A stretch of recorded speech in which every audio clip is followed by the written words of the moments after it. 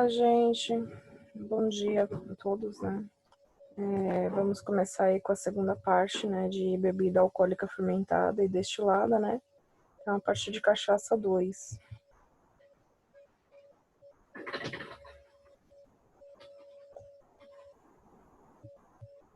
Quando a gente fala de cachaça, a primeira coisa que vem na nossa imaginação é o quê? 51, por exemplo, né?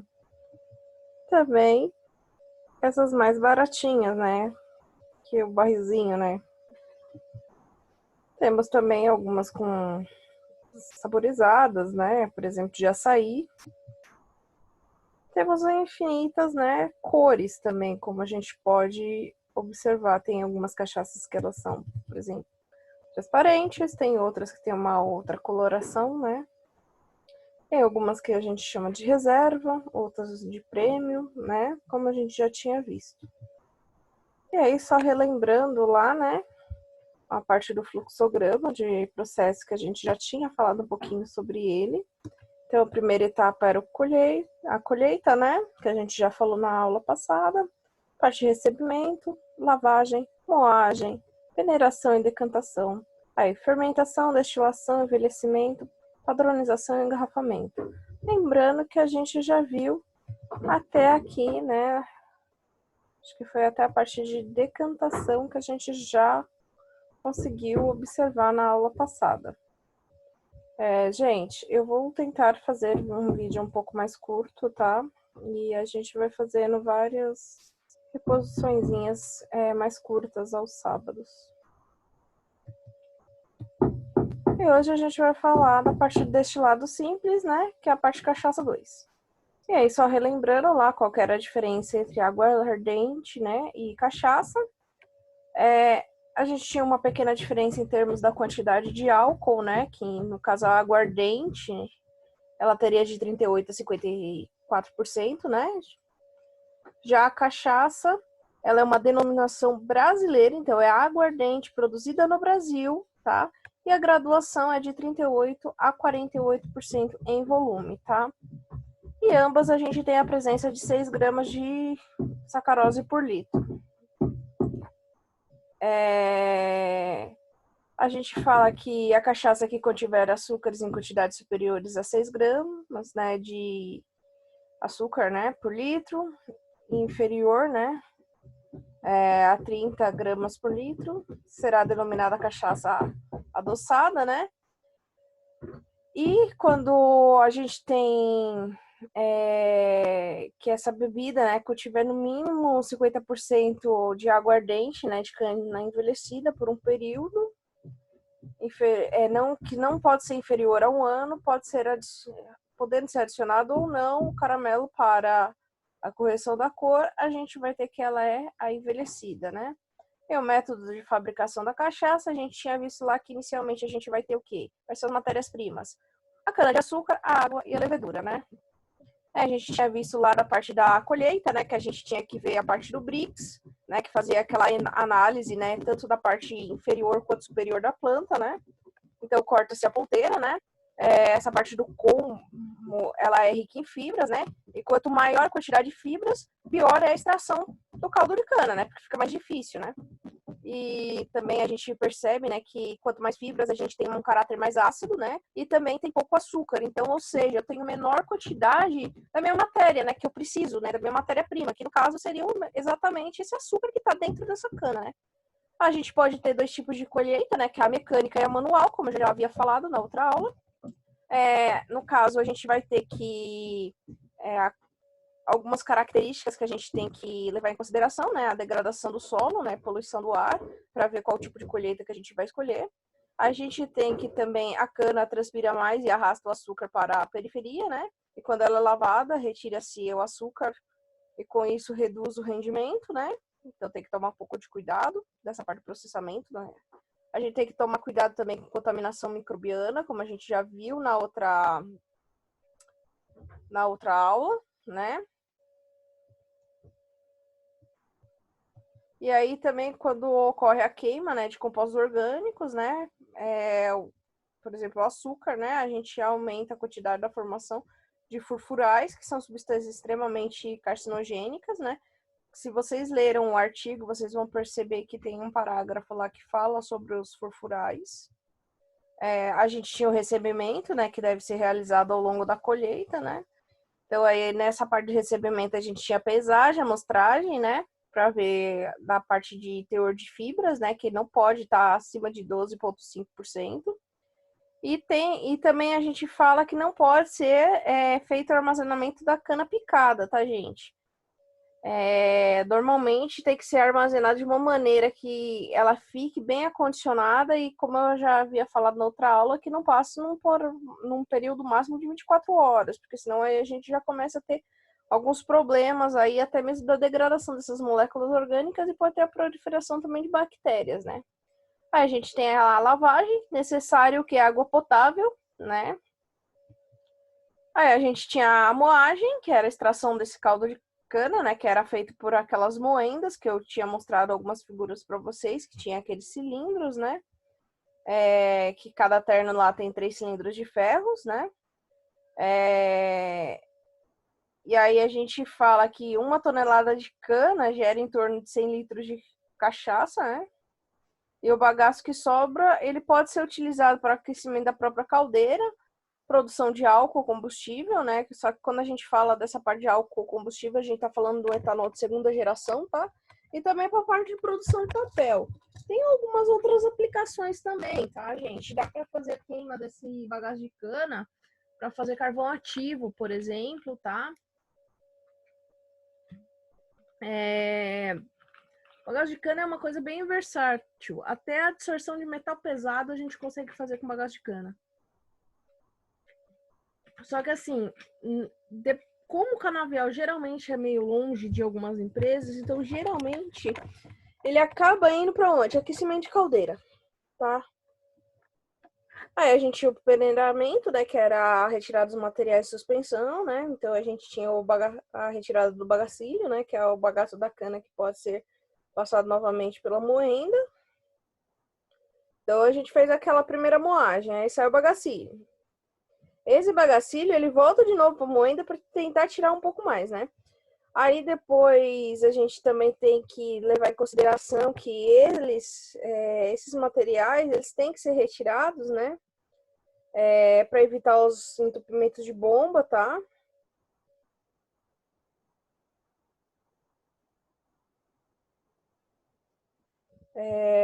Basicamente, a decantação, né? A gente tem que retirar a terra, né? Para que a gente não tenha uma sujidade, né, no caso desse caldo, né, para ele não ficar turvo. A gente tem a etapa da fermentação, né, que normalmente o mosto não tem condições suficientes para que ocorra uma boa fermentação rápida e segura, né. Então, por isso é necessário o quê? A gente preparar ele. Então, a gente tem lá umas condições específicas. Então, por exemplo, esse mosto, ele tem que estar num pH de 4,5. Inicialmente, se a gente pegar o pH da cana, ela vai estar, do caldo da cana, vai estar bem superior a 4,5. Então, a gente acaba deixando ele 4,5, até mesmo porque, assim, se ele tiver num pH superior a isso, as enzimas fermentativas que a gente precisa, e até mesmo as nossas leveduras, elas acabam não tendo uma vida útil, entendeu? Elas acabam não se desenvolvendo da maneira que deveria. Então, em algumas indústrias, né, pode-se utilizar o ácido sulfúrico, até mesmo em algumas pequenas a gente pode usar o suco de limão, que tem um caráter ácido também. O Brix, ele necessariamente tem que ser ajustado para 15 graus, tá? E como que a gente faz isso? A gente pega esse caldo e dilui com água, tá? Porque assim, se a gente tiver uma concentração muito alta de açúcar, ele vai acabar deixando o quê? A fermentação bem lenta. E ainda a gente pode ter o quê? Uma contaminação microbiana. E aí a gente também tem que levar em consideração que o tempo máximo é de 48 horas. Porque, quando a gente está trabalhando numa temperatura ótima com essas leveduras, tá? E aí a gente pode até mesmo fazer essas fermentações em tanques abertas, tá?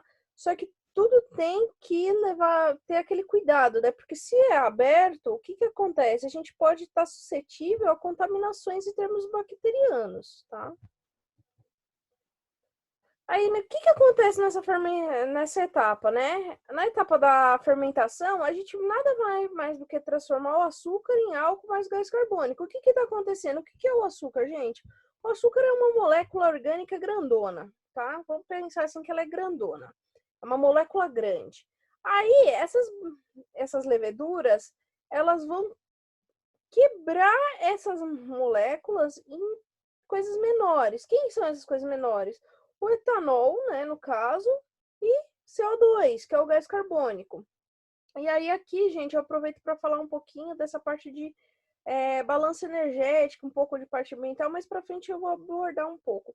Então vocês percebam aqui que na produção da cachaça eu tenho o quê? A produção de CO2. O CO2 a gente sabe que ele é um dos gases que acaba afetando o meio ambiente em termos tanto de um pouco da chuva ácida quanto no aquecimento global, né? O efeito estufa. Aí vocês falam assim, então a cachaça polui o meio ambiente? Sim. Só que aí a gente tem que parar para pensar que ao mesmo tempo que ela polui o meio ambiente, ou seja, ela está liberando esse CO2, quando essa cana estava no momento de desenvolvimento dela, ela está fazendo o quê? Uma respiração celular. Nessa respiração celular, como ela é uma planta, ela pega o CO2 da atmosfera e aí ela juntamente reage CO2 com a água para fazer o quê? Os açúcares, né? Então você tem uma reação inversa. Então acaba sendo que aqui a gente tem um balanceamento, entendeu? Em termos de quantidade de CO2 produzido e consumido. Normalmente a quantidade de CO2 produzido ela vai ser menor do que a quantidade de CO2 aliás, a quantidade de CO2 produzida vai ser menor do que a quantidade de CO2 liberada, tá? Então, vamos supor assim, a planta ela vai consumir mais CO2 para ter a respiração celular dela do que o que a cachaça, o processo da fabricação da cachaça vai liberar em si, entendeu? Então, a gente tem que ter essa noção também que é extremamente importante, porque a gente está indo para uma situação de indústria que é o que? A 4.0. E também a gente tem a parte de selos ambientais. Então, se a gente tem uma produção mais limpa, né, que é a P mais L, que a gente fala, a gente acaba até ganhando selos, que isso daí faz com que tenha um valor agregado a esse produto. Então, isso daqui pode entrar muito na parte de crédito de carbono, tá? Então, quando vocês estiverem vendo produção no geral, processos industriais, essas coisas, vocês sempre têm que pensar nisso daí, tá? Porque essa é a tendência do mercado. E aí a gente tem que, nessas dornas de fermentação, a temperatura tem que estar entre 28 e 33 graus, tá? Essas dornas, geralmente, elas são feitas o quê? De alvenaria, né? Até mesmo madeira, tal. E também a gente pode utilizar aço inoxidável. E aí, quando a gente vai ter o final da fermentação, né?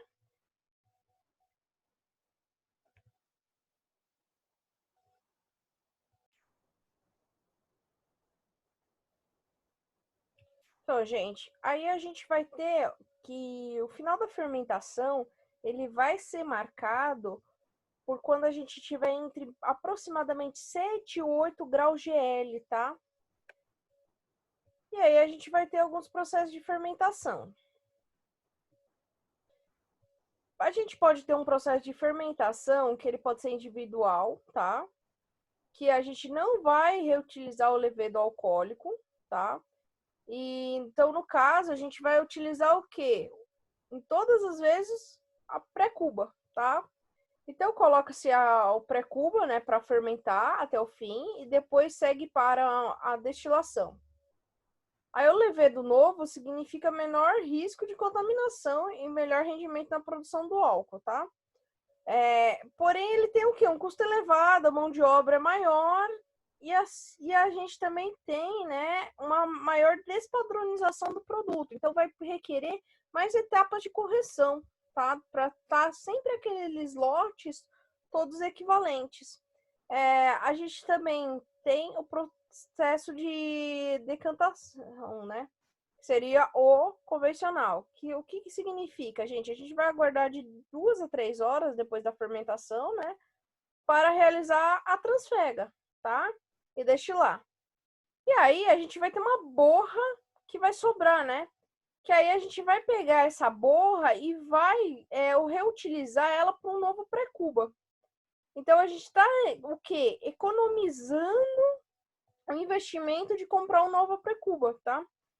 E aí a gente vai pegar essa pré-cuba, né? E vai adicionar algum nutriente ou até mesmo a gente vai acidificar, né? Porque lembra que a gente tem que estar ali num pH de aproximadamente 4,5. Não pode estar mais do que isso. Porque quando a gente sobe muito pH, a gente vai ter uma tendência a ter uma proliferação de bactérias, por exemplo, tá? E aí a gente vai ter que no período de 2, 3 horas, né? Que é necessário, porque na ausência do açúcar, a levadura vai consumir o quê? O álcool. E vai formar aldeídos de baixo peso molecular. E isso daí vai dar o quê, gente? Um aroma forte. E a formação também de alcoóis superiores, que não é o que a gente quer. E a gente também pode ter um modo artesanal, né? O modo artesanal, ele vai utilizar o fermento natural presente no caldo de cana, né? E isso vai levar cerca de 24 horas para se completar. E aí vai corresponder ao quê? Uma microbiota, né? No caso, que vai ser o quê? Já exatamente vindo desse material, né? Então, ela pode ser proveniente tanto da manipulação, né, em termos de colheita, transporte, até mesmo da moagem. E aí a gente vai ter tanto a parte de leveduras quanto de bactérias presentes, tá? Aí essas leveduras, elas vão ser as responsáveis para converter o quê? O açúcar no nosso álcool, no caso é o etanol, tá? O etanol, gente, é uma molécula que ela possui o quê? 2 átomos de carbono ligados a 6, né, no caso hidrogênios e um oxigênio. Essa daí seria a fórmula molecular, tá? Então, se é etanol, estão vendo ali que termina com ol, necessariamente a gente vai ter a presença de uma hidroxila nessa molécula orgânica, que é no caso O ligado com H. Isso é hidroxila, tá? E aí a gente vai ter também que a gente vai ter a formação de produtos secundários, né, e outras transformações químicas, né? E a levedura mais utilizada é a Saccharomyces cerevisiae, tá? E a gente também tem a possibilidade de ter a adição, por exemplo, de fubá, milho moído cru ou tostado, farelo de arroz. Tudo isso daqui são, vamos dizer, nutrientes secundários para alimentação desses nossos micro-organismos, tá? Aí vocês falam, mas isso é só utilizado nesse processo? Aí eu já falo para vocês que não. Por exemplo, quando a gente vai fazer a produção de ácido lático para fazer polímero, né? O ácido lático a gente sabe que tem, por exemplo, no leite, essas coisas, só que a gente também consegue produzir, por exemplo, a partir do bagaço de cana, tá? Então aí a gente acaba utilizando leveduras, né, específicas, né, que elas tendem a transformar açúcares maiores, né, em açúcares menores. No caso, a gente está visando o ácido lático. Então, assim, a gente acaba colocando esses condimentos, vamos colocar assim, fubá, milho, alguns farelos, alguns grãos, assim, no geral, para quê? O que, que vai acontecer? É uma fonte a mais de alimento. Então, acaba potencializando o crescimento bacteriano, não, o crescimento dessas leveduras, desses micro-organismos, tá?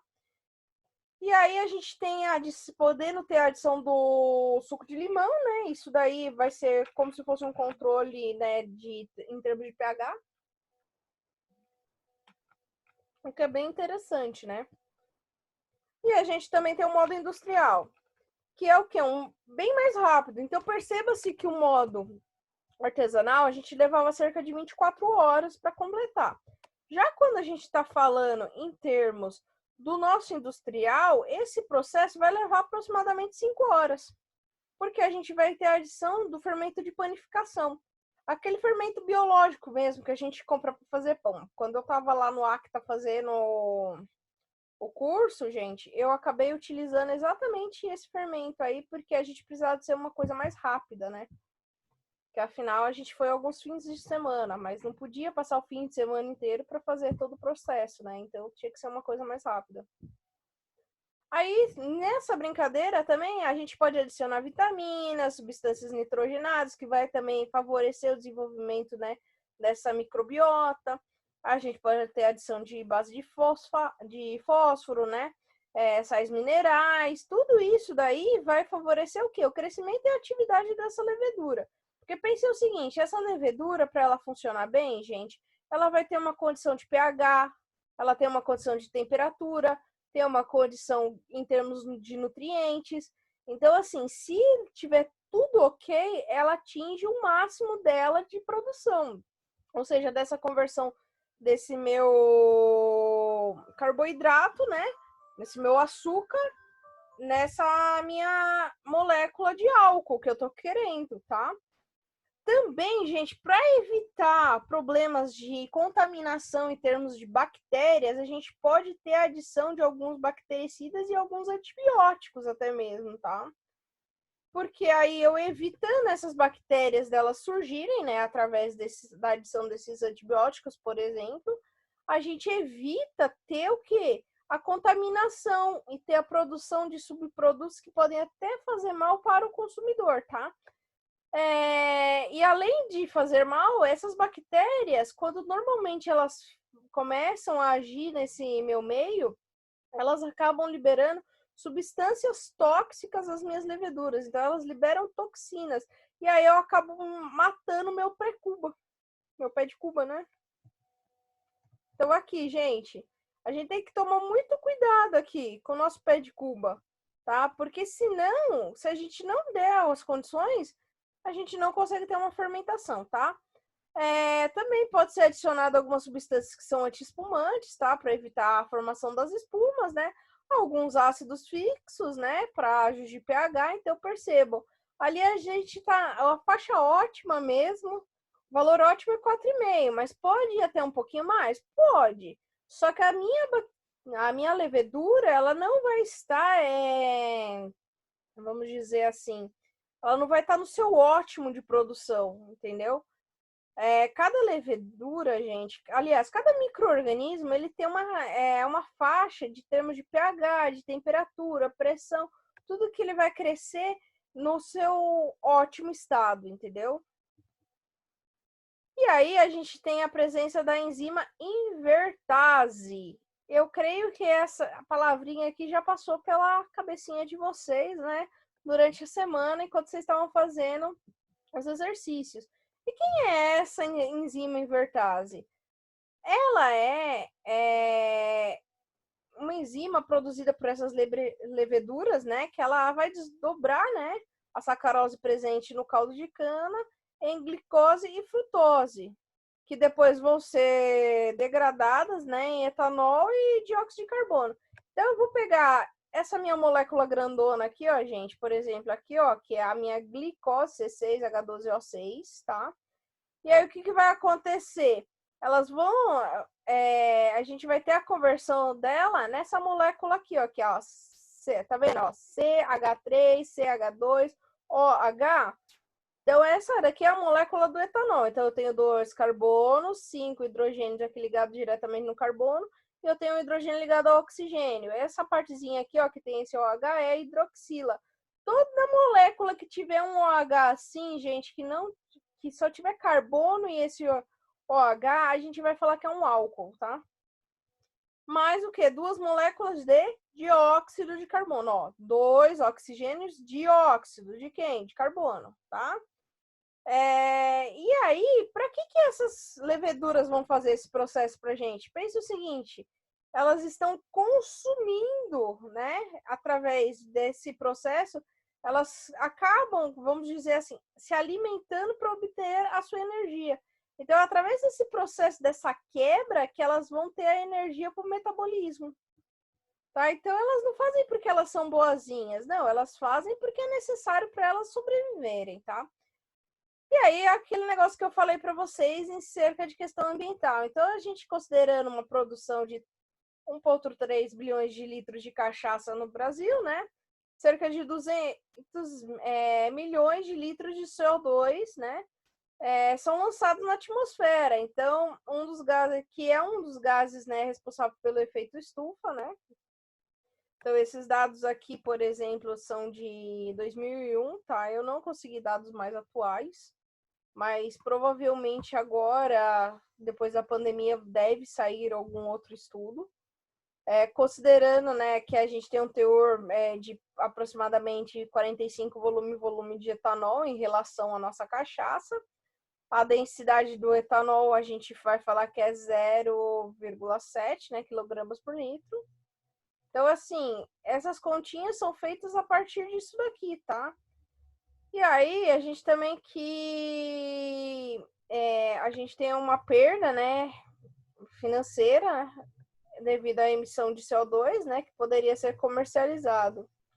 E também perdas em relação ao etanol. E vocês falam assim, como assim, perdas do etanol? Gente, infelizmente, a gente acaba tendo uma evaporação desse etanol. Então, por exemplo, se você deixar a cachaça aberta, com o tempo, a quantidade de etanol que vai estar nessa sua cachaça vai diminuindo.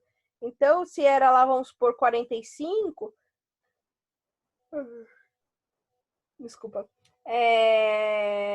se era 45, vamos supor, deixei aberto, daqui mais ou menos, sei lá, algumas horas, não vai estar mais 45, vai estar 44. Então, eu tô tendo perda desse etanol. E assim, eu sei que mas isso é na parte de alimentos, a nossa aula, mas curiosidade, por exemplo, quando a gente fala de postos de gasolina, quando eles vão elaborar o preço, por exemplo, do etanol na bomba, eles têm que levar em consideração a perda que eles têm por evaporação. Porque toda vez que eles vão encher um tanque, você tem uma taxa de evaporação também. Então, vamos supor que lá num carro, daqueles tanques lá, eles comprem 100 litros. Por exemplo, às vezes 2 litros eles vão perder só em termos de evaporação. Então, assim, é um produto extremamente volátil, né, gente? E aí a gente tem também na fermentação, terceira parte, né, que é o processo de cortes, né? Então a gente tem que tomar muito cuidado nessa etapa por causa de contaminação, gente. Essa daqui é uma das etapas que a gente costuma falar que dá maior problema com contaminação. Então a gente tem 3 tanques vazios, né? Então a gente vai colocar um mosto, né, com um brix de aproximadamente 16, né? Junto com esse pé de cuba na primeira dorna, tá? Lembrando, gente, que normalmente essas dornas são feitas de aço inox, tá? Aí você fala, professora, posso colocar aço carbono? Não, aço carbono não, ferro carbono, né? Que é aquele que enferruja. Não pode, gente, porque aquele lá ele acaba sendo corroído com o tempo. Já o aço inox, ele tem, querendo ou não, um pouco mais de resistência em termos de corrosão, tá? Então, por isso que é utilizado normalmente em reator, normalmente em dornas, tudo é utilizado aço mesmo inoxidável, tá? A diferença dele para o outro aço é porcentagem de carbono e mais algumas coisinhas que colocado, mais alguns metais juntos, tá? Que aí forma uma liga metálica. Mas isso é mais para frente, talvez a gente, se der tempo, acaba entrando um pouquinho nisso. Então, assim, aí colocou lá na primeira dorna. Aí a gente vai aguardar a fermentação até a gente chegar no brix de aproximadamente 8, tá? E aí a gente tem a decantação, né? E aí a gente realiza a primeira transfega.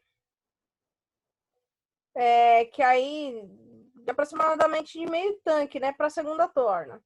Então aí a gente já vai estar com 2 dornas com metade do volume, tá? Com quanto? 8 de brix.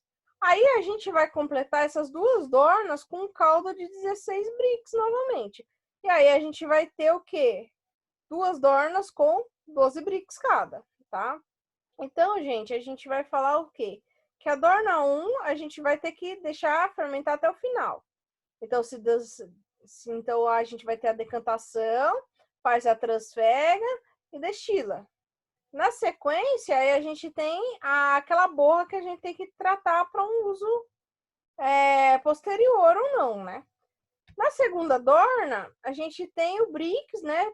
Do mosto, ele vai passar a ser quanto? 12. Aliás, ele tá de 12, ele vai para 8. Então, aí a gente vai ter a transferência da metade dessa terceira dorna para o terceiro.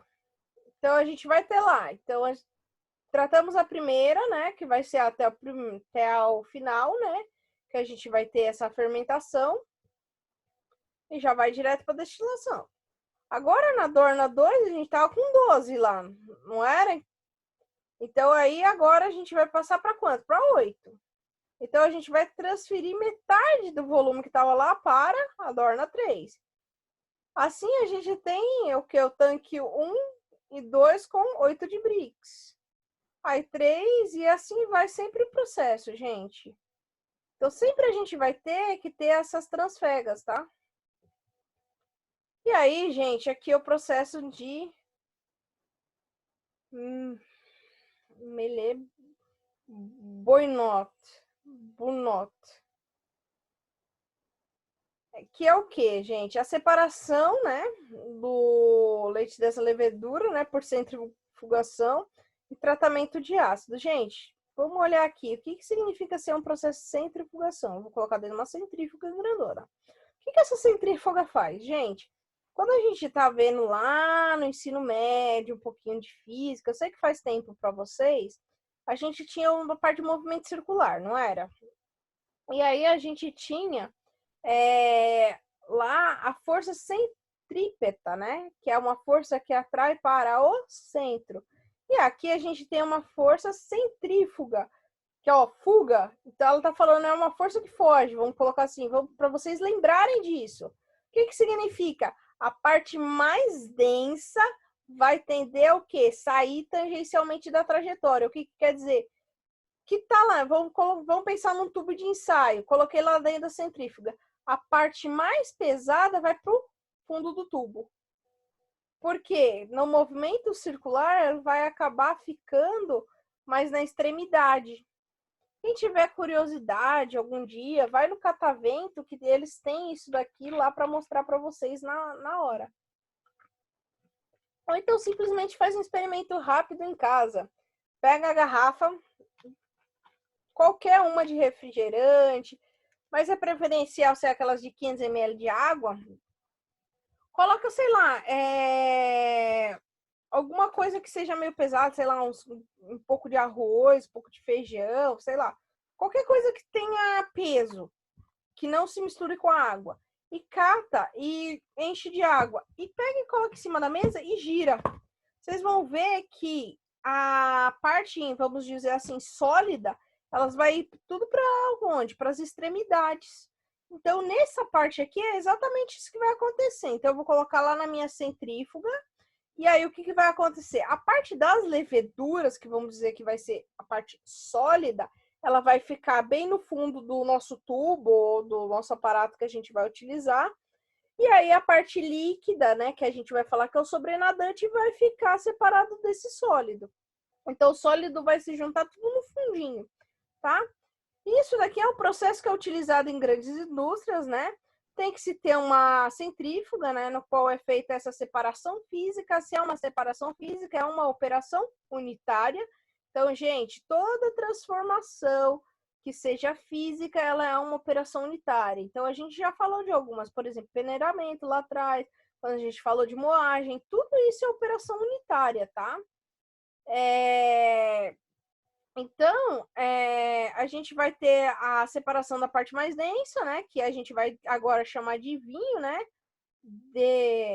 E aí a gente, no caso, a gente vai ter a parte mais densa, né? Que vai acabar ficando no fundinho lá, que é onde está o quê? As nossas leveduras, que depois a gente vai poder reutilizar no próximo processo, né?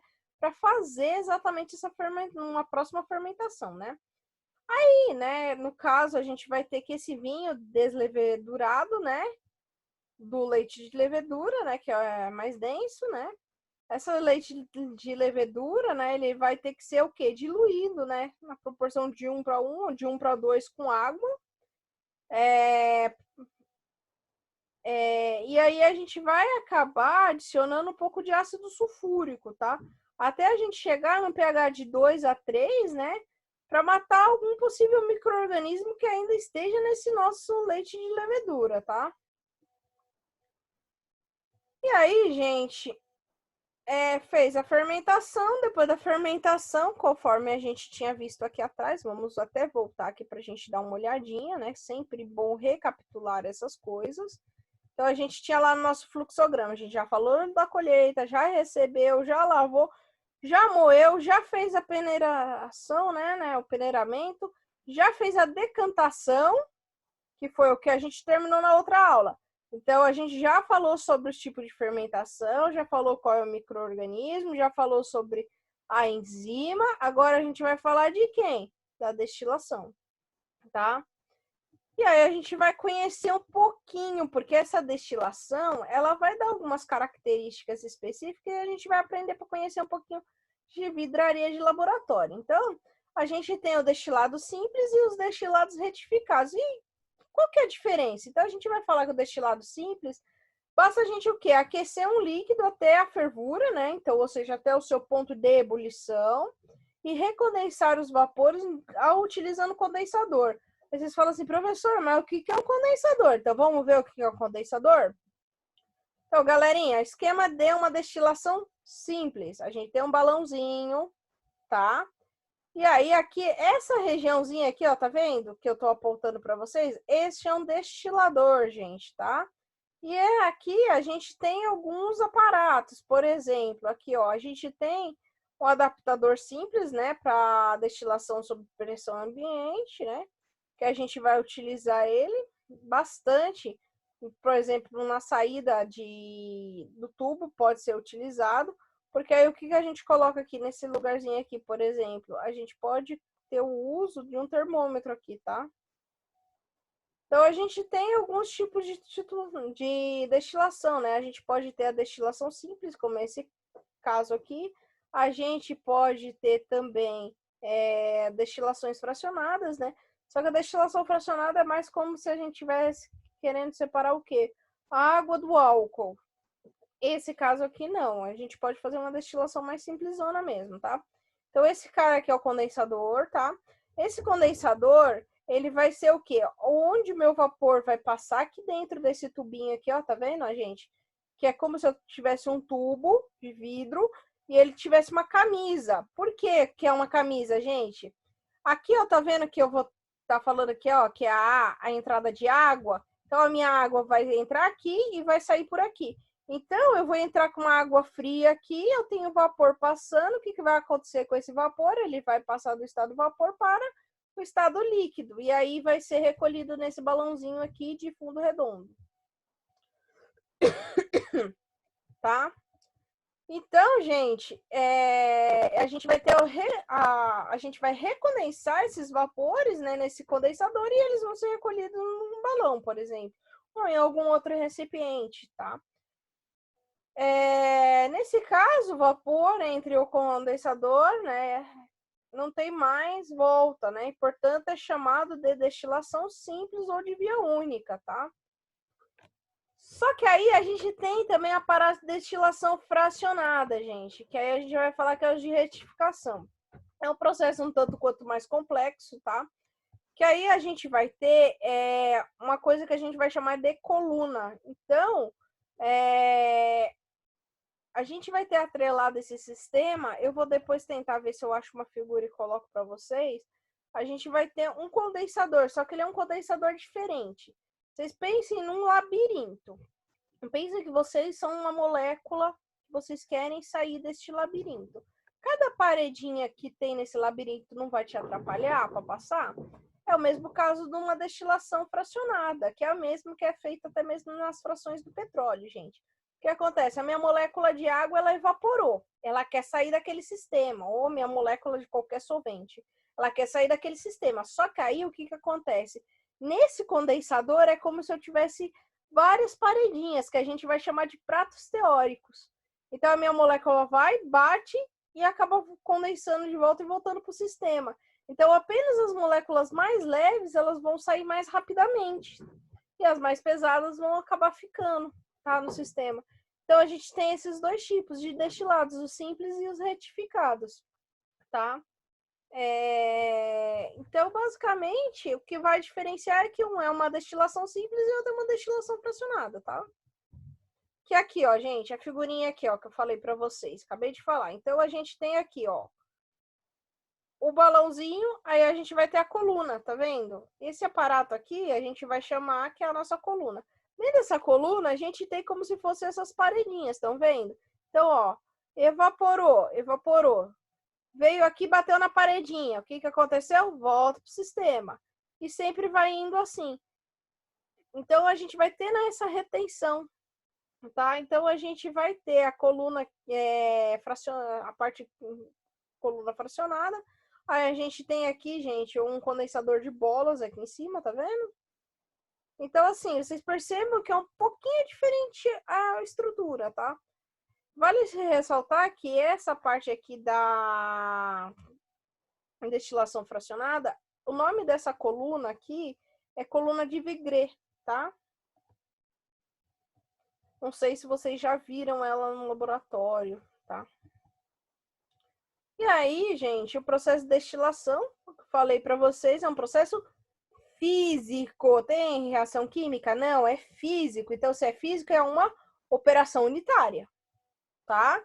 Então, vamos supor que lá para frente vocês têm alguma coisa de processos industriais, ou até mesmo vocês vão fazer um processo.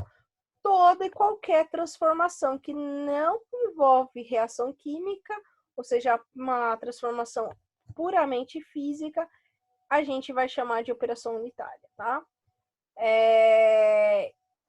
O que ela vai levar em consideração? A parte de ponto de ebulição, gente. Então, componentes voláteis de uma mistura líquida, né? E a gente vai separar assim. Então, a gente vai olhar o ponto de fusão. Cada substância ela vai sair numa temperatura. E é com isso, gente, que a gente consegue separar o que a gente precisa. Então, a gente vai ter a obtenção do flegma, tá? Que são o quê? Os compostos voláteis, né? Que no caso a gente vai ter cabeça, coração e cauda. Isso é a composição de 100% do meu destilado, tá? E a gente vai ter a vinhaça, que são os compostos não fermentados, que não sofrem fermentação, que entra o quê? Os pigmentos, leveduras, né? E aí, gente, em termos da vinhaça, a gente tem um problema ambiental, tá? A vinhaça, ela é um resíduo, né, do processo de produção de cachaça e até no álcool no geral, né? Produção de álcool no geral. Ela é extremamente poluente. Há uns anos atrás teve um monte de projeto para dar um fim na vinhaça. Por quê? O que acontece? Ela é extremamente rica em compostos orgânicos. Então, você vai cair num corpo d'água, o que vai acontecer? Inicialmente, a minha biota que está lá, ou seja, meus organismos, tanto peixe como micro-organismos, algas, né, no geral, elas vão consumir esses compostos orgânicos, tá? Então, assim, vai ser o alimento deles. Então, a minha população vai aumentar. Então, inicialmente, vai parecer que o meu corpo hídrico é cheio de vida. Porém, com o tempo, o que acontece, gente? Peixe precisa do quê? Dissolvido na água? Oxigênio. Se eu aumento muito bem a população, essa população consome todo esse oxigênio disponível nessa água, o que acontece com a população? Morre. Ao mesmo tempo, por exemplo, se eu tenho uma proliferação muito intensa de algas, o que vai acontecer? Essas algas, elas vão impedir que eu tenha a passagem da luz solar para a água, né? Então, assim, eu vou evitar ter os meus processos fotossintéticos dentro desse meu corpo hídrico, logo eu vou diminuir também a minha oxigenação. Então, isso vai causar o quê? Uma mortalidade muito grande nesses meus organismos. Então, isso daí a gente chama de processo de eutrofização. Então, se eu tenho esse meu processo de eutrofização, então eu tenho a minha morte desse meu corpo hídrico. Por quê? Vamos supor, morreu minha população, morreu meus peixes. Quando eu tenho a morte desses peixes, o que vai acontecer? Então, eu vou ter degradação de proteína. Proteína, ela libera compostos o quê? Nitrogenados, como amônia. Então, quem tem aquário já sabe que quando morreu muitos peixinhos é porque deu o quê? Pico de amônio. Porque é tóxico para eles. Então, a gente causa um grave problema se a gente jogar essa vinhaça no meio, tá? Em grande quantidade que acaba acarretando nisso. Aí, o que eles fizeram? Essa vinhaça, ela pode ser diluída em água, amplamente diluída. Então, eles colocam uma porcentagem muito baixa de vinhaça e faz a parte de irrigação em hortas. Porque a vinhaça, ela como eu falei, ela é um componente orgânico, até nutriente. Só que eu não posso fornecer tanto nutriente em um só lugar, tá? Então, isso daí é só para vocês terem uma ideia que tem aí uma poluição agregada à nossa produção de cachaça. Dando a parte de liberação de quê? De CO2, que a gente viu que o processo fermentativo libera CO2 para a atmosfera. Só que lá a plantinha já consumiu uma parcela desse CO2 fazendo o que? A respiração celular dela. Só que aí a gente tem agora a vinhaça. Então, essa vinhaça é um problema ambiental, tá? E aí, quando a gente faz a destilação, a gente vai observar que o teor alcoólico tem que estar ali entre 38% e 48%, tá? Em termos de volume. E onde que é realizada essa destilação? Em alambiques, tá? Esses alambiques, eles são do modo batelado. O que significa ser batelada, gente? Isso até mesmo se vocês verem reator, essas coisas na vida uma vez, vocês vão lembrar disso. Batelada eu coloco tudo, deixo terminar a reação, retiro tudo. Ou o meu processo físico. Então, eu coloco por lotes. Porque eu tenho, por exemplo, processos que eles são contínuos. Então, tá entrando e saindo a toda hora. Então, assim, ao mesmo tempo que eu coloco, sei lá, 10 gramas do composto A e 10 gramas do composto B, já tá saindo 20 gramas do composto C lá na frente. Já nesse caso aqui do batelada, não. Eu faço o quê? Eu coloco o composto A, o composto B, espero todo mundo reagir para depois o quê? Tirar. E aí eu tenho essas separadas, tá? A separação depois, processo de purificação. E aí a gente também pode ter que, de vez de alambiques, a gente pode utilizar destiladores de pratos, né? Que a gente vai ter o que eu uso de colunas de destilação. Que aí, no caso, a gente vai ter esse processo contínuo. Então, quando a gente fala de alambique, a gente está falando de batelada. Quando a gente fala de destiladores de pratos, a gente está falando de um processo contínuo. O alambique geralmente é utilizado para pequenos produtores, tá, gente? É cerveja artesanal ou então cerveja não, gente. Cachaça artesanal. Tem um erro aqui no slide, tá? Agora que eu vi, depois eu vou corrigir antes de mandar. E no caso da parte de destiladores de pratos, a gente tem em relação ao quê? A uso contínuo, grandes processos industriais, que ao mesmo tempo que está entrando aqui, já tem que estar saindo lá na frente, porque o processo não pode parar, ele tem que ser uma coisa que sempre vai estar acontecendo, tá? Então, isso daqui também é uma diferença da produção, né, da nossa cachaça artesanal para as de grandes empresas, tá? E aí, a gente tem a caldeira, né, que é o lugar onde a gente coloca o vinho da cana, né? Que vai ser aquecido até evaporar os compostos voláteis. Então, lembra lá do bagaço de cana que eu falei que servia para aquecimento de caldeira? Então, exatamente aqui que pode ser entrado esse bagaço de cana. Só que aí tem um detalhe, gente. O bagaço de cana, quando ele vai para essa parte de caldeira, para aquecimento, a gente tem um resíduo, que é as cinzas. Essas cinzas, elas normalmente são muito ricas em silício. Se a gente tem sílica lá, dá para fazer depois a síntese de algumas peneiras moleculares e até mesmo de umas coisas que a gente chama de zeólita, que essas zeólitas a Petrobras utiliza na parte do craqueamento do petróleo, tá? Então, tem aplicação? Tem, só que às vezes não compensa devido à distância. Então, assim, tem vários projetos para tentar agregar valor nessas cinzas produzidas, tá? Tudo o quê? Para fechar o processo, né? Porque a gente tem a tendência da gente ter a criação de sociedades sustentáveis, gente. O que é essa parte de sociedade sustentável? ela tem a ver com o tripé da sustentabilidade, que a gente tem que envolver a parte econômica, a parte social, econômica, social. Então, a gente vai ter esse tripé da sustentabilidade, né? Que ele vai ter o quê? A ver com a parte econômica, social e ambiental, necessariamente, tá? Então, a gente tenta fechar esses processos. Então, tudo que a gente gera num processo, a gente tenta voltar nesse mesmo processo para fechar uma cadeia produtiva, tá?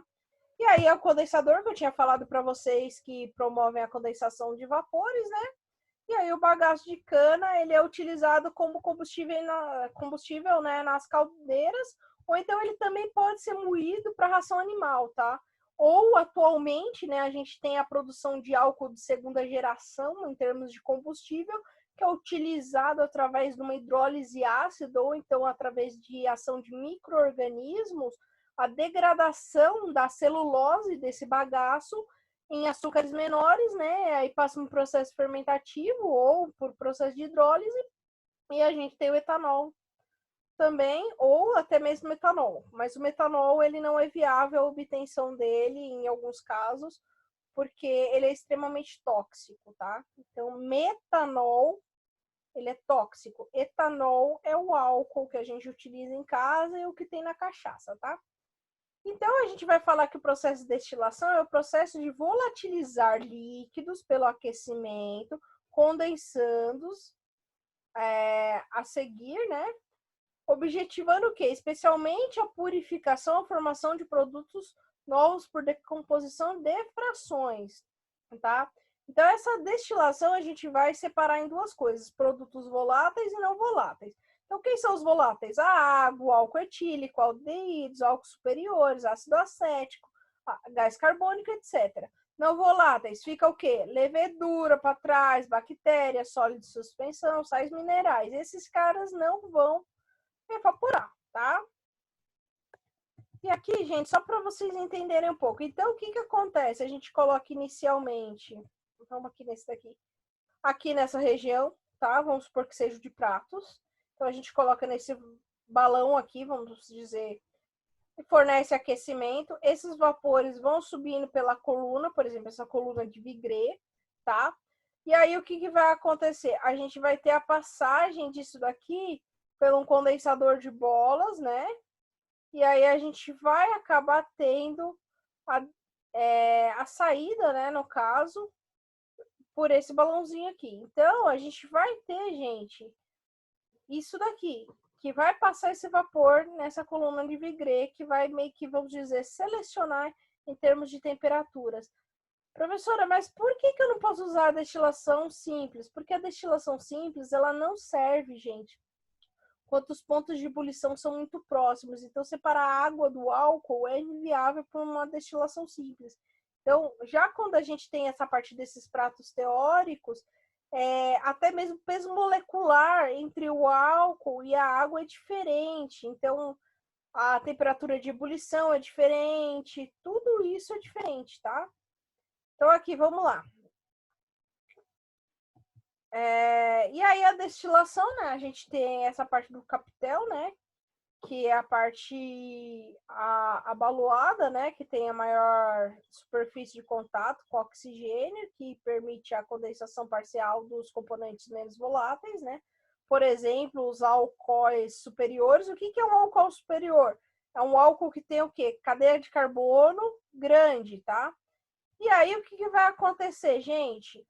Por ter essa parte aqui, ele vai impedir que esses álcoois superiores vão para onde? Para a cachaça, tá? Então, esse processo a gente vai chamar de retrogradação, tá? De vapores.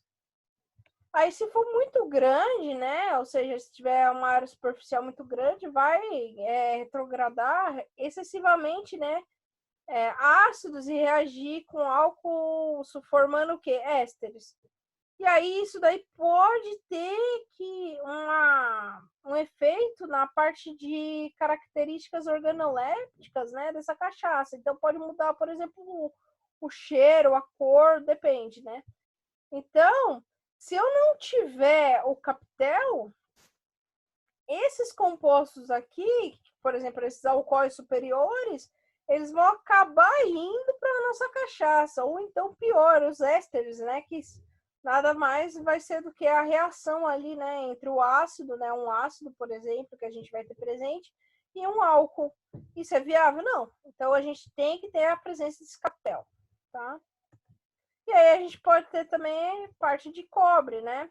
Que vai ser o material de construção do nosso alambique. Então, vocês viram lá atrás essa figurinha simpática aqui, ó. Cadê ela?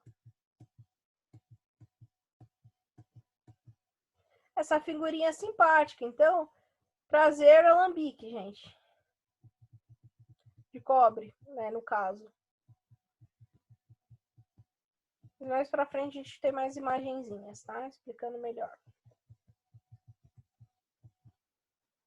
Então, esse cobre, né, vai ser utilizado como material de construção do alambique em si, tá?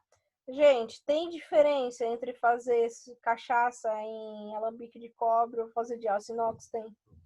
No final, a gente percebe que até a qualidade da cerveja, não, da cachaça sai diferente. Tanto que eu falei cerveja, eu tô com cerveja na cabeça. Desculpa, gente, tá? Então, a gente vai dizer que o cobre, por que ele é utilizado? Ele tem uma alta capacidade de troca térmica, tá? Então, por ele ser um metal, gente, ele tem uma grande capacidade de proporcionar troca térmica, tá? E aí a gente também tem uma coisa, uma vantagem em relação a utilizar o cobre, gente. Ele diminui a passagem de compostos sulfurados, tá? Então, a gente tem lá, por exemplo, o ácido sulfídrico, tá? Quem é esse ácido sulfídrico? É o H2S, tá? Esse cara aqui é responsável por aquele cheiro ruim, tá? Cheiro, vamos dizer assim, de ovo podre. Então, por causa do cobre, a gente diminui a passagem de coisas que podem dar um cheiro ruim para nossa cachaça, tá? Então, compostos normalmente que tem enxofre, gente, remetem a esse cheiro de ovo podre, tá? Então, se eles acabam passando, o que acontece? A nossa cachaça fica com um odor ruim, tá? A desvantagem, gente, é o que? A formação de um precipitado, que é o carbonato de cobre, né? Que a gente tem, que ele vai vai sendo depositado, né? A nossa alambique. E aí, vocês devem ter visto lá uma das minhas perguntas, né? Que a gente chamou esse precipitato de azinhave, né? Tá? Então, o precipitado de carbonato de cobre é chamado de azinhave, tá? E aí, qual que é o problema, gente, se deixar ele para trás? Ou seja, se a gente não fizer uma limpeza diária desse alambique, né? Ele vai para a cachaça, tá? E como que a gente pode fazer essa limpeza? Utilizando um ácido, tá? E quem é esse ácido? Por exemplo, suco de limão, ou até mesmo algum detergente, tá? E se ele acabar indo para a cachaça, o que a gente faz? A gente acaba fazendo uma filtração, que é uma outra operação unitária, com carvão ativo, gente. Mas se a gente pode evitar dele ir para a cachaça, é melhor do que utilizar o carvão ativo, porque vocês pensem o seguinte: eu vou ter que gastar mais tempo filtrando essa cachaça e ainda vou gastar carvão ativo. Carvão ativo de boa qualidade não é uma coisa muito barata. E aí, como eu tenho metal ali, dificilmente eu vou conseguir recuperar esse carvão ativo, ou seja, ter vários ciclos de uso. Porque se fosse molécula orgânica, eu colocava no forno ali e reativava ele. Mas como eu tenho a presença de um metal, o metal ele simplesmente não vai vaporizar, virar CO2 e água. Diferentemente de compostos orgânicos. Então, ele vai acabar aderindo na superfície desse meu carvão ativo e aí eu vou perder esse meu carvão ativo. E o pior, ele vai virar um resíduo esse carvão ativo. E aí eu vou ter que provavelmente pagar uma empresa para ir descartar esse carvão ativo, tá? E aí a gente também tem uma outra desvantagem em relação ao uso de alambiques de cobre. É o que? A quantidade, né, de cobre na cachaça. E aí a gente fala que se tiver muito cobre, causa toxicidade, né? Então, a gente pode ter problemas aí associados ao mal de Alzheimer e até epilepsia, né? E aí a gente tem um limite máximo de 2 miligramas por litro de cobre presente na cachaça. E aí, traduzindo para vocês, vamos lá, miligrama por litro é a mesma coisa de ppm, então 2 partes por milhão, tá? E aí, uma outra coisa, gente, que eu sempre lembro vocês, tá errado isso daqui, tá? Porque é miligrama, que é mg, litro elevado a -1, tá? Porque essa nomenclatura aqui caiu em 2018. Eu faço questão de colocar desse jeito para lembrar vocês disso, tá? Então, a gente tem alguns tipos de alambique, né? Então, a gente pode ter destilação intermitente, né? Que a gente pode ter alambique simples, alambique de 2 corpos, alambique de 3 corpos, né? Que pode ser o quê? De cobre, né? Que aí vai favorecer o quê? A estabilidade da bebida, né? Que aí a gente vai ter vai impedir, né? No caso, a passagem de compostos sulfurados para a cachaça. E a gente pode ter a destilação sistemática, né? Que é via colunas de destilação, que a gente acaba utilizando como material o inox, né? O aço inox, tá? Então, perceba que basicamente o que a gente vai usar ou é alambique de cobre ou de aço inox, tá? Aí aqui a gente tem a representação de um alambique simples, tá? Com as suas respectivas partes. Então, a primeira parte ali, a gente vai falar que é a caldeira, né? Ou a curcubita. A parte 2, né? A gente vai falar que é o capitel, né? Que também pode ser chamada de domo ou elmo, tá? A gente tem a parte 3 ali, né, que é a longa, ou tubo de condensação, que é essa regiãozinha aqui, ó, né, que é compridinha. Na parte 4 a gente vai ter o condensador, tá, que é essa região aqui. Aí a gente tem na parte 5, que é a entrada de vinho. A parte 6 é a descarga da vinhaça, né, ou seja, a saída do nosso resíduo. A 7 seria a válvula igualadora das pressões, gente, porque esse sistema, se tem aquecimento, a gente tem alteração de pressão, tá? A 8ª parte seria a saída do destilado, que é o que a gente quer, né? E a 9 e a 10 são o quê? As saídas de água. Então, essa parte aqui lembra muito o quê? O condensador que a gente viu lá atrás, tá? E a gente pode ter também o sistema com 3 corpos, por exemplo, tá? E aí a gente tem também a parte de coluna de destilação, que é o que eu tinha falado para vocês anteriormente. Então a gente tem lá a partezinha, por exemplo, que vai lembrar muito o que é pra gente os pratos teóricos, né? Então a gente pode ter entrada de água quente, né? E saída de água fria, né? Aliás, entrada de água fria e saída de água quente, desculpa. Tudo para quê? Para a gente ter a saída do nosso álcool aqui, tá? Então, aqui são algumas fotinhas para vocês, né? Olharem aí, ó. Então, aqui percebam que são os de cobre, aqui o unitário e aqui, por exemplo, um de 3 corpos, né? E aqui a gente tem a parte das colunas, tá? Só para vocês verem aí, conhecerem. Então, aqui é uma coluna de destilação industrial. Percebam que ela é muito alta, tá? E aqui, né, são os alambiques lá que tem, né, de cobre. Esse daqui foi o que a gente acabou utilizando para fazer a cachaça lá. E foi exatamente esse daí que a gente utilizou no curso. Aqui novamente para vocês verem. Então, aqui a gente vai ter o aquecimento, né, da nossa caldeira. Tá? Então, a gente tem o aquecimento. Ó, perceba que eu tenho os manômetros aqui, ó, para controle de pressão, tá, gente? Tenho que ter termômetro também, né? Então, eu tenho que eu coloco, no caso, a nossa matéria-prima aqui dentro, né? Ela vai aquecer. Então, aí aqui eu tenho a passagem aqui, né, do meu condensador e vou recolher aqui, né? Que isso lembra muito o aparato que a gente tem no laboratório, né? Isso daqui é o aparato de destilação simples, tá?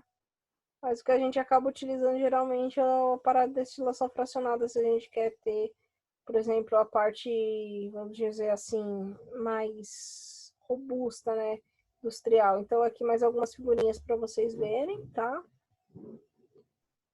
E aí, o grau alcoólico. Novamente, gente, diferença entre água ardente de cana e cachaça é o quê? Cachaça só tem no Brasil. Difere um pouco o teor alcoólico.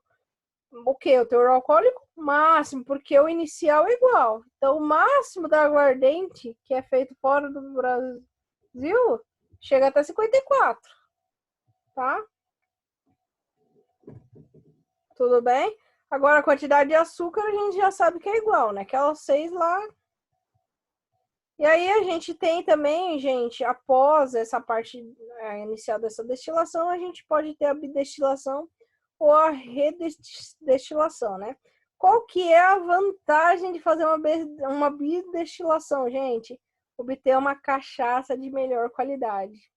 Que ela vai ter um teor alcoólico mais fino, com baixa acidez, um aroma e um sabor agradável, né? Então a gente tem uma melhoria da qualidade dessa água ardente quando ela é bidestilada, tá?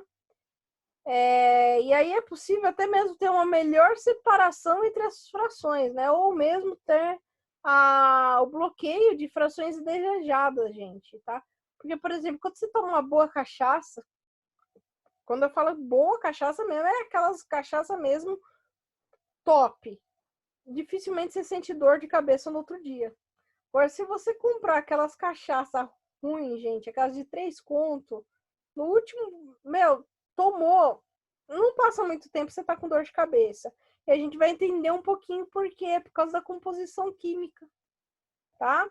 Então, por exemplo, quando a gente está falando dessa parte aí, quais são os compostos indesejados, por exemplo? Os aldeídos, metanol, ácido acético, carbonato de etila. Então, porque até mesmo o metanol, ele é tóxico, gente, tá? A gente também vai ter a presença do negócio que a gente vai chamar de corpos cetônicos, tá? Que ele entra em equilíbrio para formar aldeído.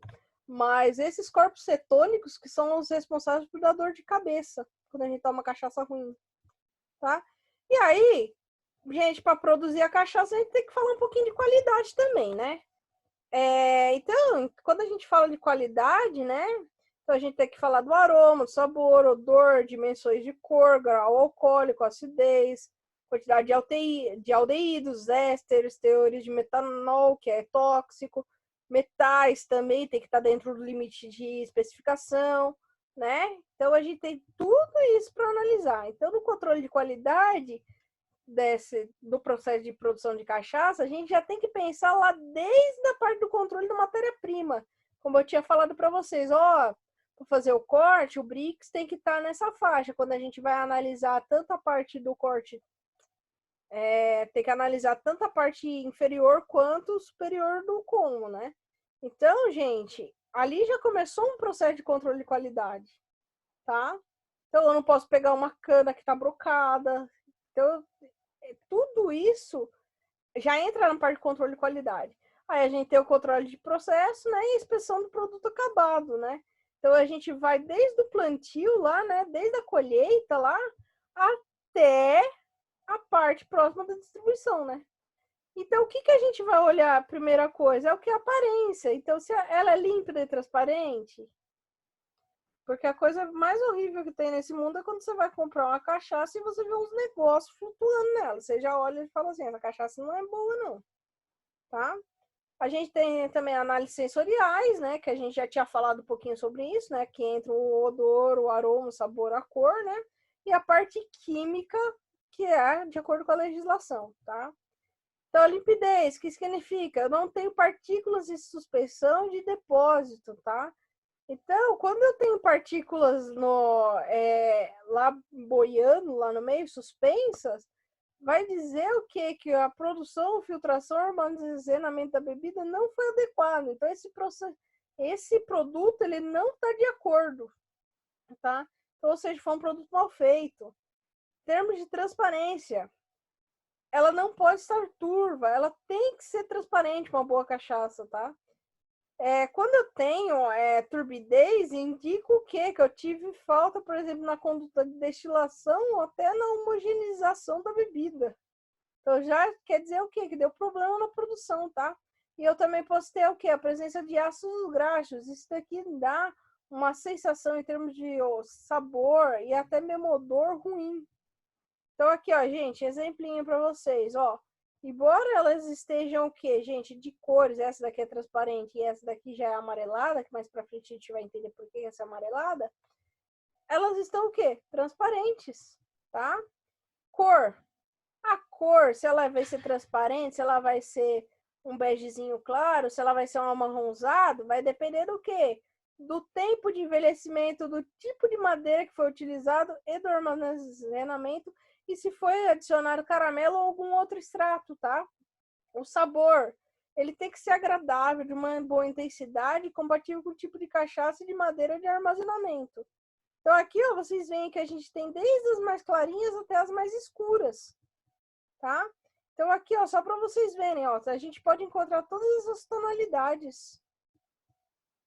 E quando a gente fala de aroma, odor, ele tem que ser agradável, podendo ser o quê? Levemente frutado ou amadeirado.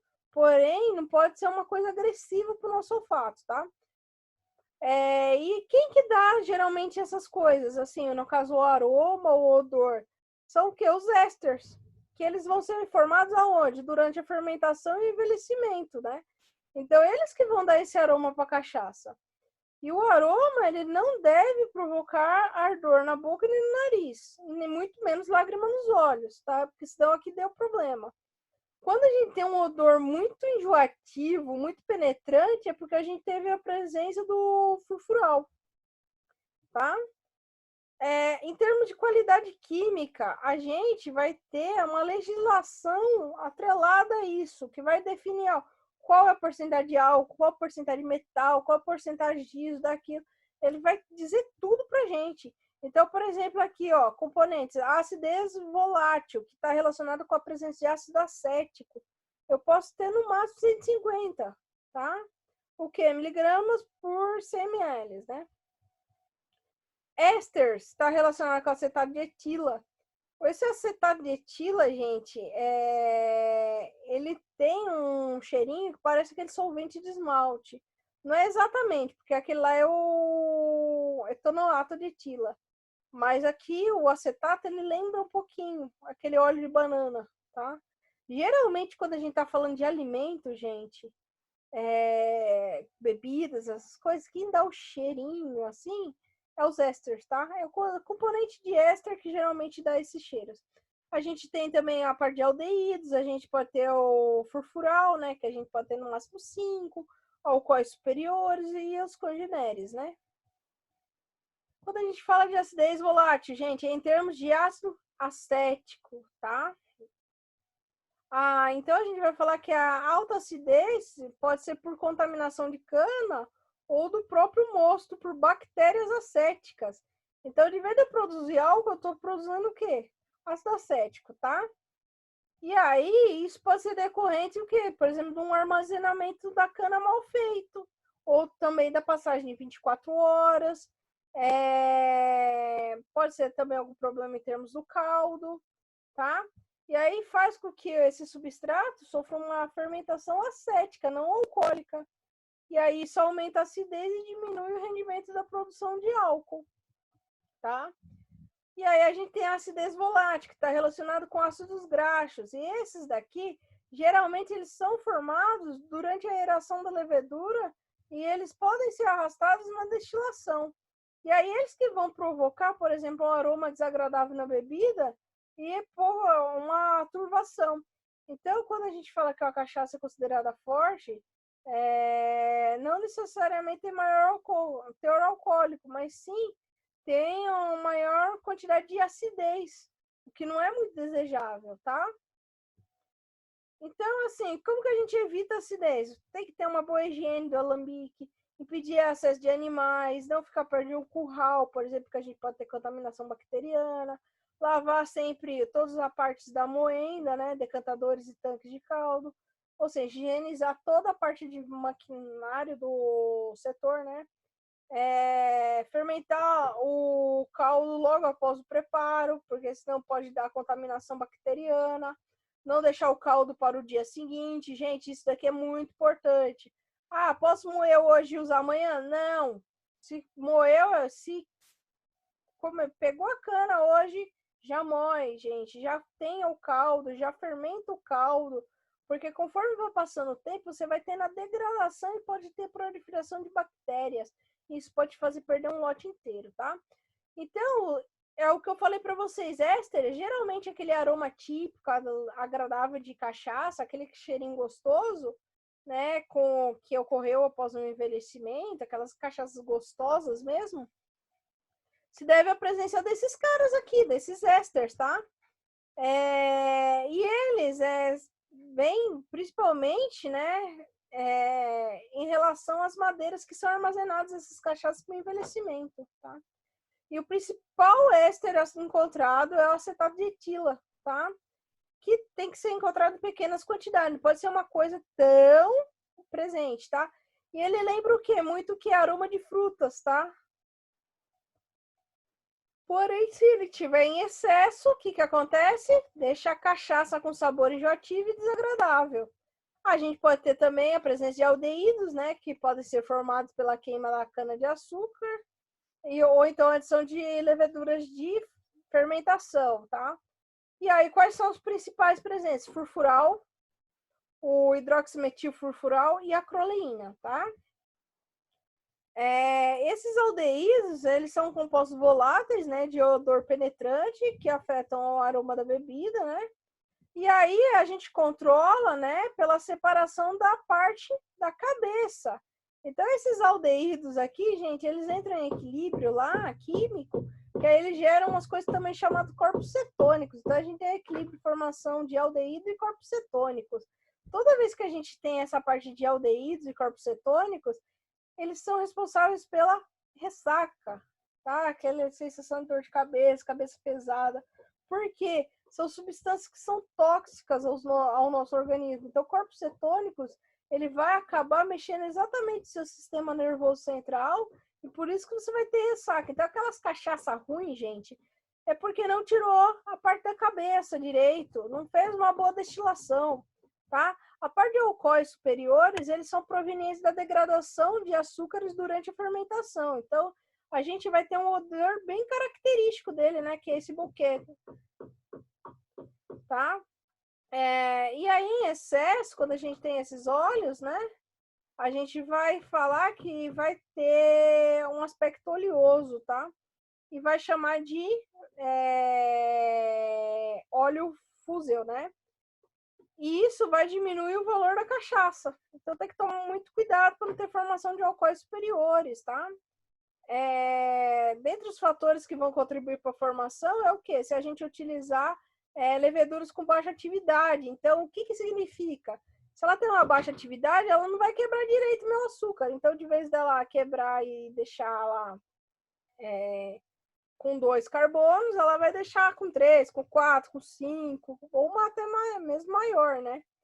Então, assim, aí que são esses alcoóis superiores. Então, isso é viável? Não. Porque eu preciso ter a quebra para chegar em quem? No etanol, que é o meu álcool específico para produção de cachaça, tá? Também quando ocorre fermentação em alta temperatura, porque isso daí pode impedir uma boa processo de fermentação, gente. Ah, conforme eu vou aumentando a temperatura, as minhas leveduras vão trabalhar melhor? Não, nem sempre. Você pode matar elas com alta temperatura, tá? Também está relacionado com condições inadequadas de armazenamento da cana, pH influencia em desenvolvimento microbiológico, tá, gente? É muito importante, né? Então, a gente vai ter também em relação à utilização de pontos do como, né? Então, grande parte dos aminoácidos que aumenta a produção de alcoóis superiores. Então, a gente tem que olhar se a gente vai pegar da parte mais baixa, mais alta, tudo isso vai influenciar. E aí, o corte adequado de quem? Da parte da cauda minimiza, tá? E também a velocidade de fermentação, tá? Então, aqui a gente tem uma outra tabelinha, tá? Limites permitidos em contaminantes de cachaça envelhecido pela legislação brasileira. Você percebe aqui a quantidade de cobre 5, arsênico, chumbo, tudo isso daqui, tá vendo? Então, a gente tem álcool metílico, A gente tem o álcool sec-butílico e o N-butílico, tá? E aí a gente tem aqui um aldeído, que é a acroleína, né? Tudo isso daqui tem uma quantidade mínima e a quantidade máxima, tá? E aí, gente, metanol. Metanol, ele é indesejável na cachaça, que tem origem da degradação da pectina, tá? A pectina é uma, vamos dizer que é uma parte que tem na própria planta mesmo. Tem muitas, até frutas que tem. Por exemplo, maçã tem muita pectina, tá? Quando ela está presente na fermentação. E aí, gente, novamente, metanol é tóxico, tá? E para evitar, né, a fermentação com sucos e polpas de frutas e corte da cabeça adequado. Então, o metanol ele vai tender a ficar na parte da cabeça. E aí a gente tem o cobre, né, que a gente tinha o problema da formação do carbonato, né, hidróxido de cobre, né, que é o azinhavre, que eu tinha falado para vocês, que tem uma coloração esverdeada, né, que a gente acaba vendo lá nos nossos alambiques.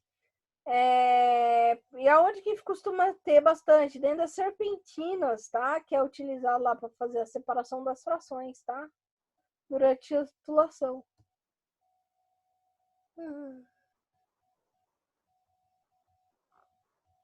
Desculpa, gente. E como que a gente evita isso ou diminui? A gente vai ter que manter a serpentina sempre cheia de quê? De água, porque se eu não tenho a parte de oxigênio, eu não tenho a formação do meu hidróxido ou do meu carbonato, tá?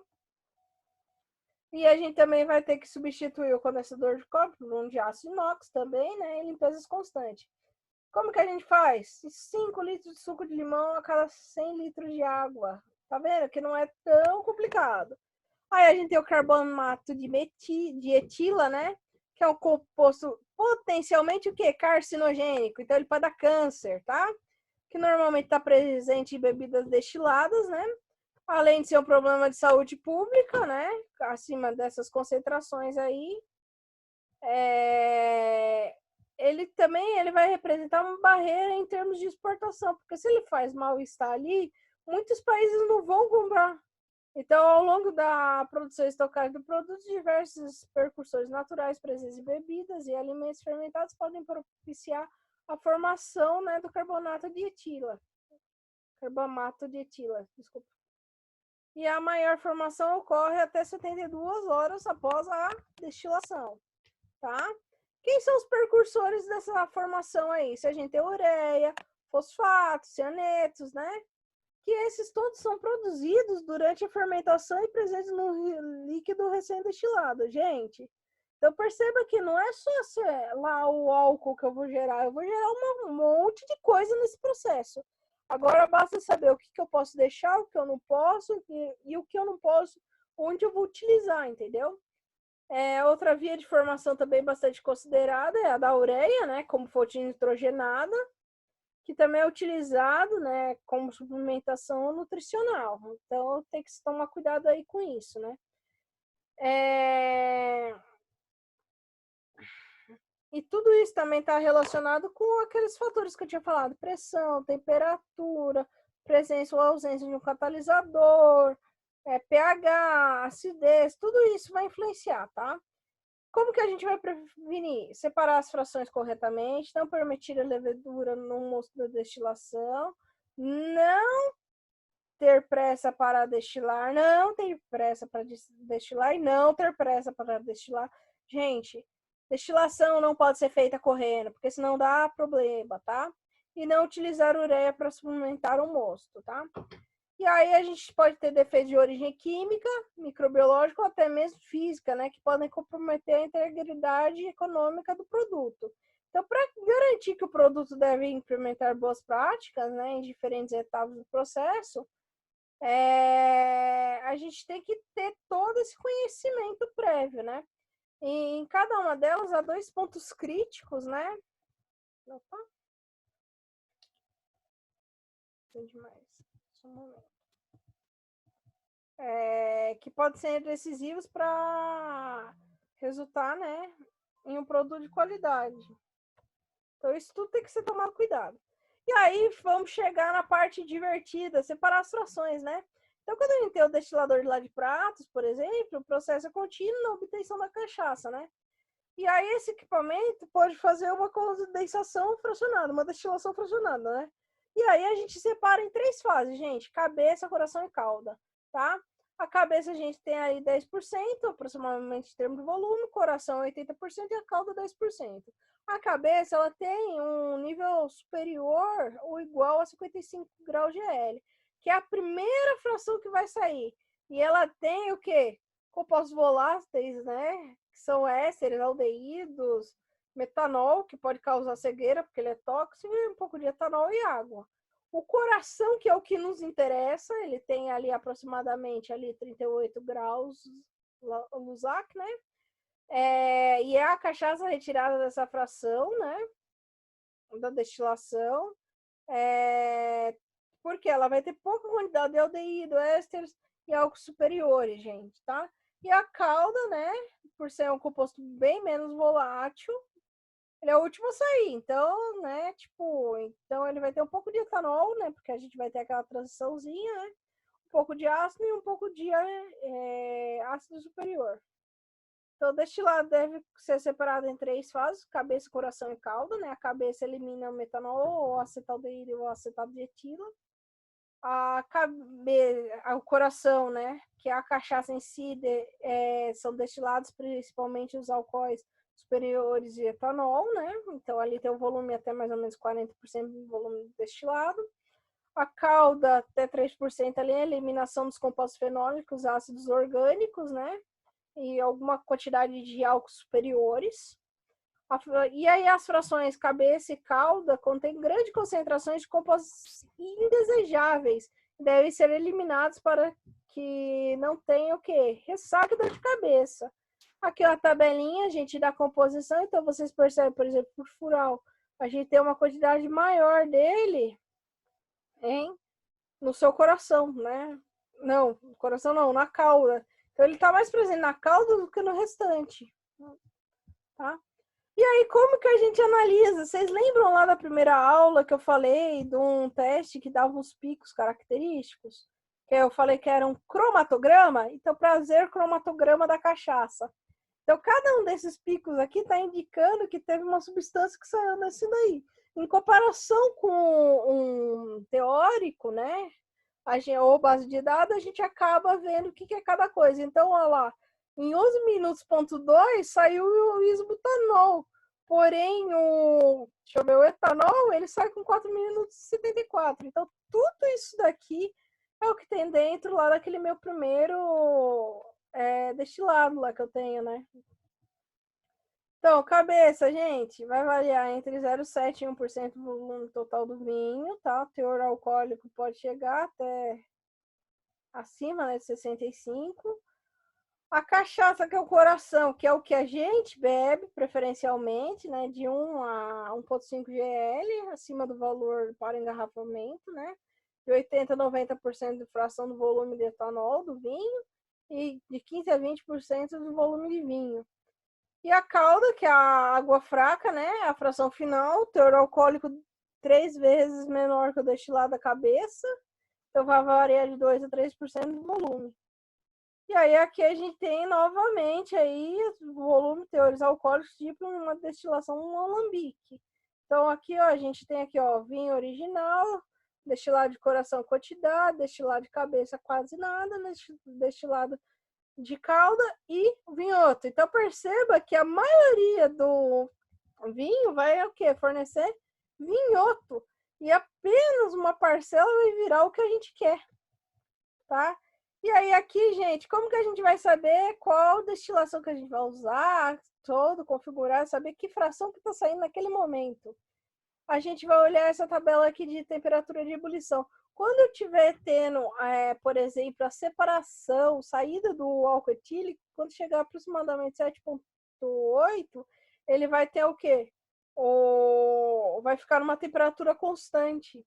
Então, lá quando eu estou tirando uma fração, ele para de mudar um pouco a temperatura. Então, ele para de oscilar, de baixar e voltar. Ele acaba te avisando, e é assim que você sabe qual fração que está saindo, tá? Armazenamento e descanso, né? A cachaça deve ser realizada em recipientes inertes que não passe odor, sabor da bebida e não permita contaminação. E a gente tem a parte do envelhecimento, que já visa aprimorar os aspectos sensoriais e contribuição característica que agreguem valor, tá? Gente, eu vou parar por aqui, que eu acho que já é muita informação para vocês. E aí, depois eu apresento um próximo vídeo, ok? Qualquer dúvida, fala comigo, tá? Eu vou tentar postar o próximo vídeo ainda hoje, mas vocês têm até, por exemplo, terça-feira para assistir tranquilão, tá? Porque na terça-feira eu quero ver se eu coloco já a parte de gin, que aí vocês assistem com o restante dessa aula. E aí fecha o próximo bloquinho de aula, tá? Dúvidas, podem me mandar mensagem. Gente, é de suma importância que vocês assistam as videoaulas para entender, tá? Um abraço, qualquer coisa, estou online na plataforma. Vale ressaltar, gente, que se caso der algum problema tal na plataforma, pode me mandar mensagem no WhatsApp também, que eu vou respondendo. Tenha um pouco de paciência que eu também estou com problema na plataforma, tá? Tem dia que ela não quer entrar muito bem, então é meio complicado. Mas eu estou aqui.